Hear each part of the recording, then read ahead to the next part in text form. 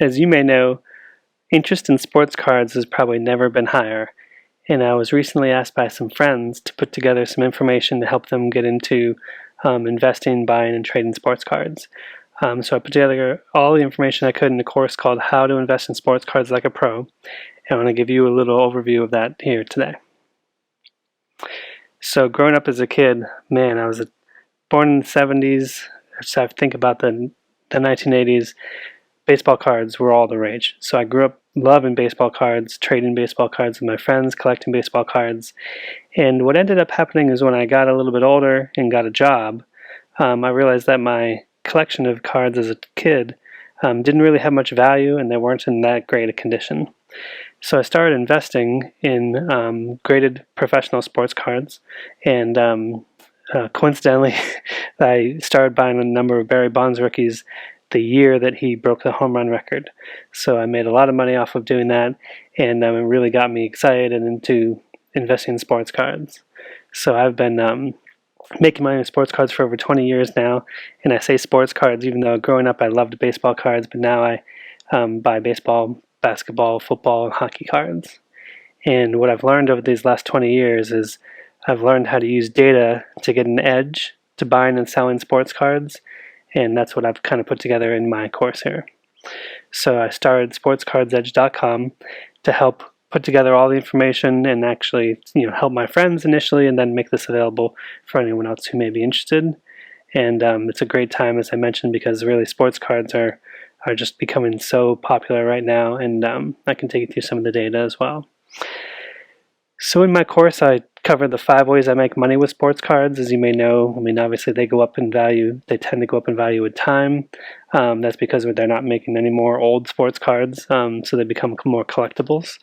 You can also make money following the general market trend and the popularity of the market, including seasonal trends as well, buying cards off season and selling them at the peak of season for a specific sport. Also make money off of player status leaps, and you think about just what Ohtani has done with being an all-star pitcher and an all-star fielder in the same year. His cards have really just gone through the roof right now. But I want to spend most of my time right now talking to you about number 5 here, which, as I mentioned, to save the best for last, is the volatility and inefficiency in the market. So let's take a look at that. This is the 1996 Bowman's Best Kobe Bryant rookie card, and it's a $2,500 card, maybe rounded up $2,600 card.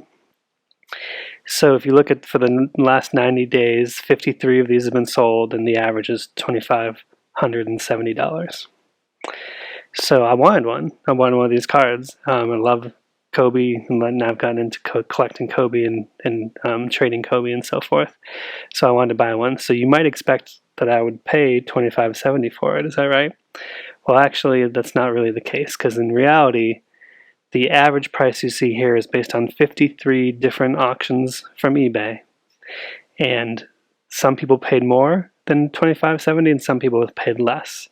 And let me show you that here. So this is a screenshot of some of those auctions that you can see, and I'll highlight a few here for you. You can see someone paid $3,500 for that same card. Someone paid $3,000. Someone scored a deal and got it for $1,300, and someone paid $1,650, which is actually what I got mine for, even though it wasn't that exact auction. And so you can see just across the board, like the average, and a lot of things sell around $2,500 when you look at it, but there's often deals to be found out there, and that's what I kind of have been teaching my friends and put together in a course. So here's actually a plot of all 53 of those sales, and you can see the prices, and what you can kind of start to see is the opportunity, which is I can show you the tools and the data that I use to identify the low cards when the card is undervalued and you can get a deal, and then how to make sure you sell it for the best price possible when you go to sell it.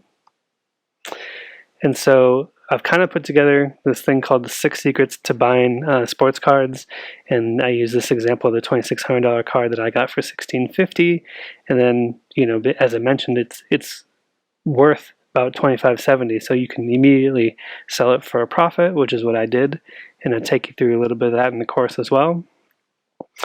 And these are the 6 secrets that I'll cover in the course, which is which cards to buy, how do you know which ones are good investments and which cards are likely to be a good one to buy in the short term, using data to give us an edge to identify the cards that we can basically flip, and then how to uncover when a card is undervalued and see the deals for specific cards, how to actually win it when it's undervalued and make sure that you don't pay too much. Also show you a trick to save an extra up to $100 or more per card that you buy, which is a new one that I've just started using. And then also how to sell it for a profit, how to maximize your sales and the money you get when you go to sell it. So I've put all of this together in an online course that I call How to Invest in Sports Cards Like a Pro. And I've had a number of people go through it, including a bunch of people that I don't know.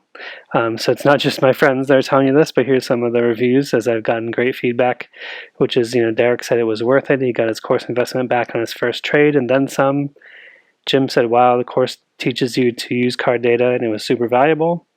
And Matt said the course was amazing. It's helping him to become more disciplined in his approach to sports card investing, which is what I'm all about. So if you're interested in learning how to invest in sports cards like a pro and how I make money doing that, head over to sportscardsedge.com. There'll be a link here somewhere. Go ahead and put that in your cart.